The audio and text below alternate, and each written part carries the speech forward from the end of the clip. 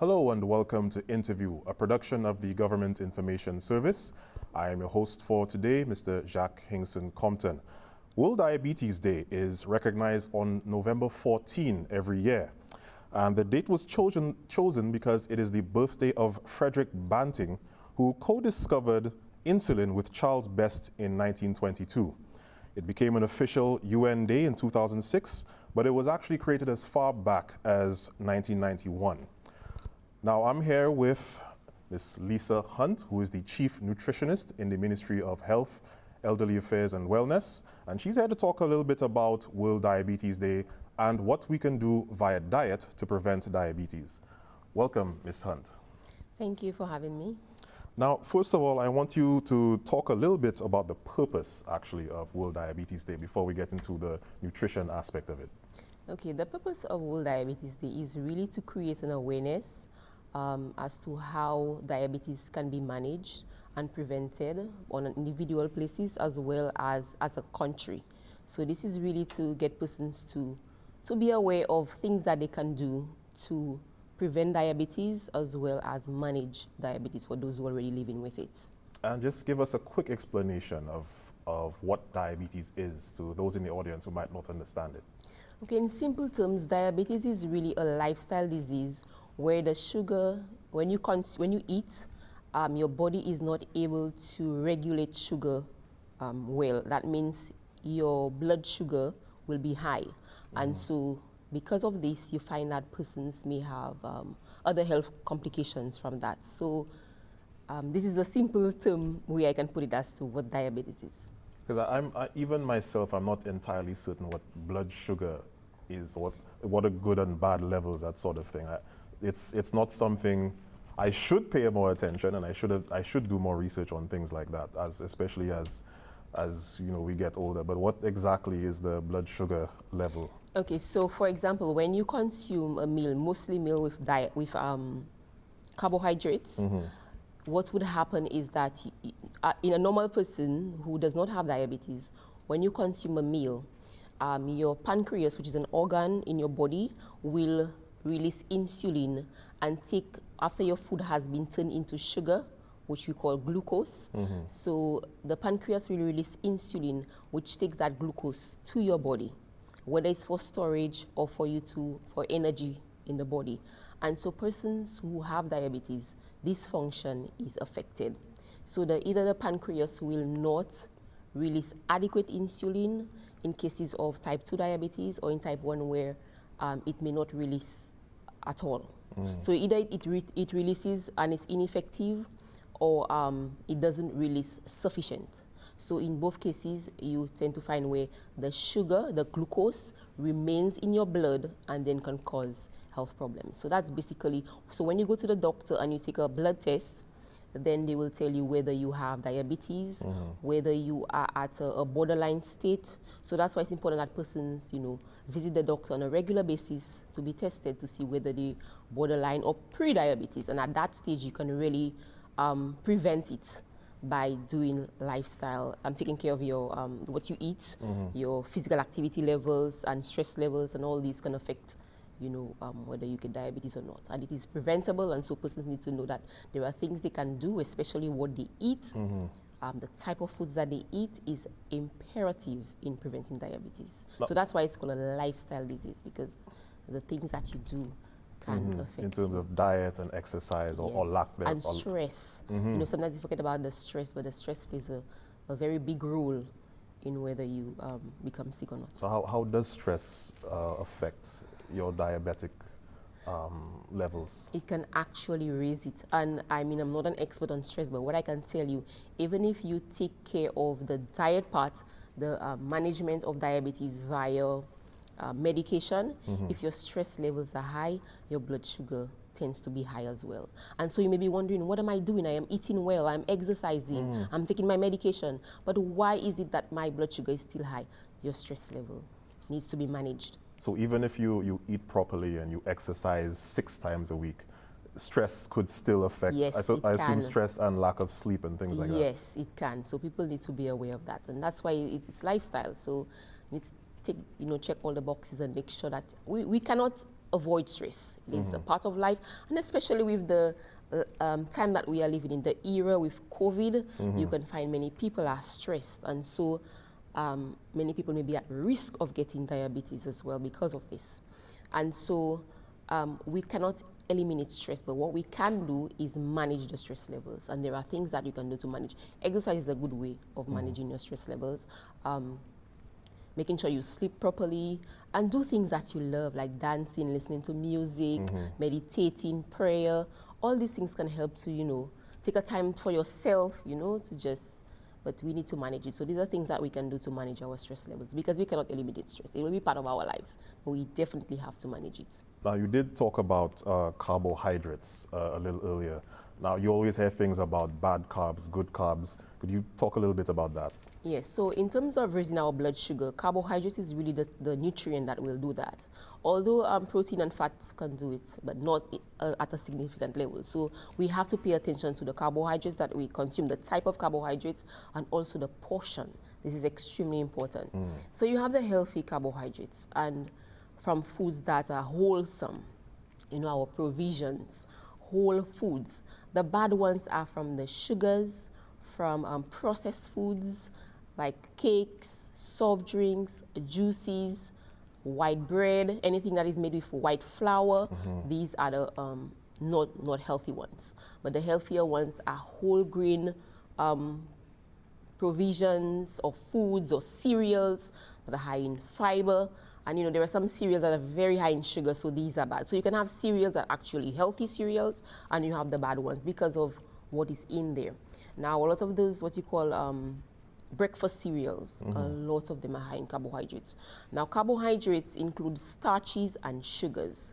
So when I speak of carbohydrates, I am talking about both sugars and starches. You get the starches from cereals, you also get sugar from cereals. Let me just stop you for just 1 second. We're due for a break. Okay. You're watching Interview, a production of the Government Information Service. We'll be back in a moment.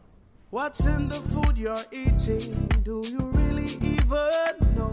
All the chemicals and hormones used to accelerate their growth. All the artificial flavoring, sweeteners and colors too. We consume and we don't spare a thought for the damage that they'll do. No, think about the children. Think about the children. How will we save them? Chemicals and GMOs are not the solution. Use organic and join. Excessive agrochemical use, additives, and genetically modified foods are harmful to health and the environment. Join the good food revolution. Grow, buy, and consume organic. A message from Rise St. Lucia and the Ministry of Sustainable Development with funding from the GEF Small Grants Program, UNDP. The good food revolution. Welcome back to Interview. I'm your host, Jacques Hinkson Compton.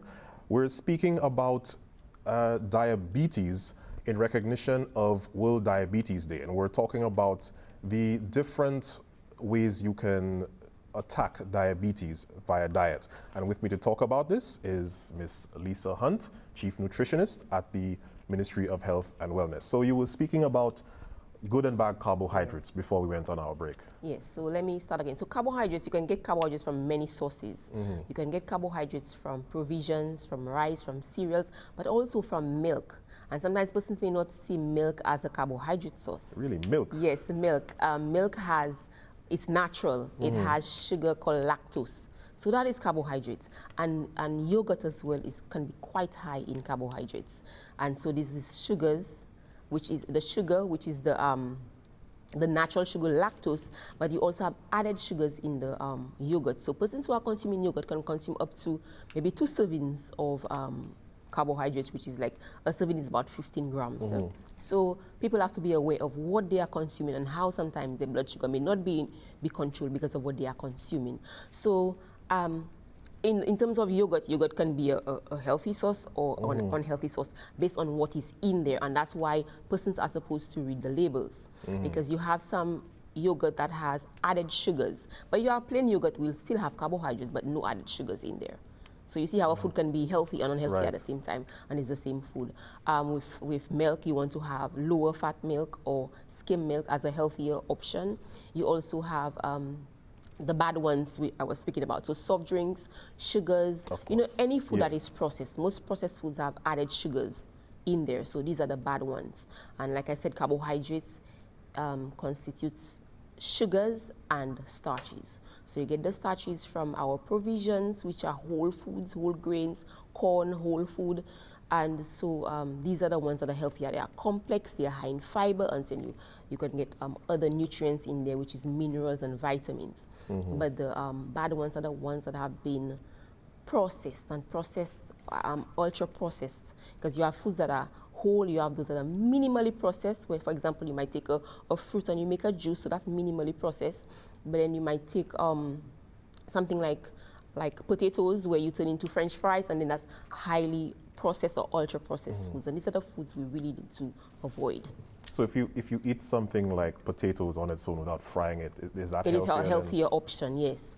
But when you now have gone to an ultra processing state where it's been turned into fries, so you might think, oh, I'm having potatoes and potatoes are okay, but you have now changed the structure of it, and it's now added fats, quite a bit of fats, so then it becomes an unhealthy food.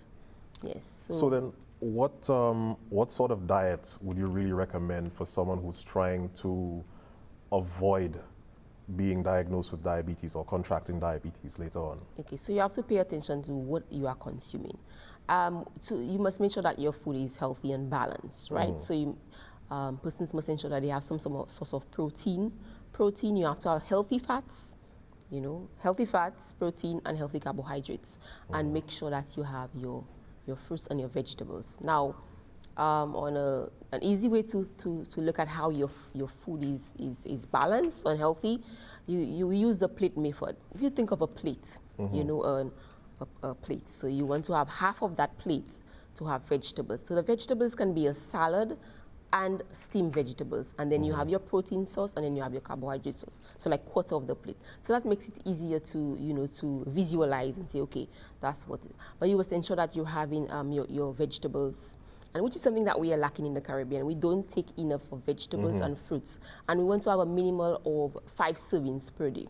And it's very easy to get those servings, because a large banana can be 2 servings of fruits, right? A large guava could be a serving. So it's quite easy to get 5 servings. And it's not 5 servings of fruits and 5 of vegetables. It's 5 of the 2 together. Of everything mixed up. Yes. So for persons with diabetes, when they are consuming their meals, it is important that they don't have a carbohydrate source by itself. You want to make sure that you have some protein source and fat source, healthy fats, so that your blood sugar does not spike easily.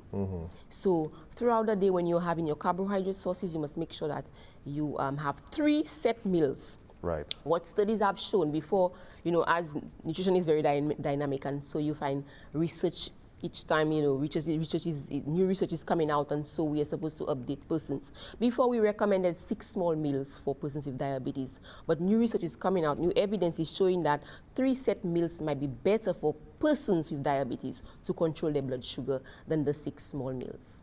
So we recommend that, while you're having your carbohydrate sources, that you have it throughout all 3 meals with a healthy source of protein, fish, chicken, peas, healthy sources, nuts, all these are healthy sources of protein.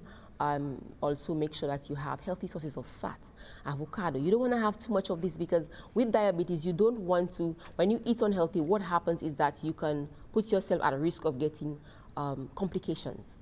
And that's where most persons tend to the death toll may go up, is because it may not be directly from diabetes, but the complications like heart disease. Many persons are at risk of heart disease because of uncontrolled diabetes. So it is imperative that persons eat healthy, eat a balanced diet, cut back the bad carbs. Watch the portion sizes that they are having. Very important, because sometimes they may be eating healthy, but the amount that they're having is too much, and so your sugar will still spike. So so that when we talk about balance, you make sure that you have, you know, all the nutrients that you need on the plate. Well, you've given us a lot to think about, and I want to thank you for coming on to our program today and educating us on how to eat healthy to prevent diabetes. I hope you come back again. I will. To speak about. There's more to talk about. Of course, there's a lot more to talk about, especially in terms of nutrition. Yes. So you're watching Interview, a production of the Government Information Service. Thank you very much for joining us. We'll see you another time.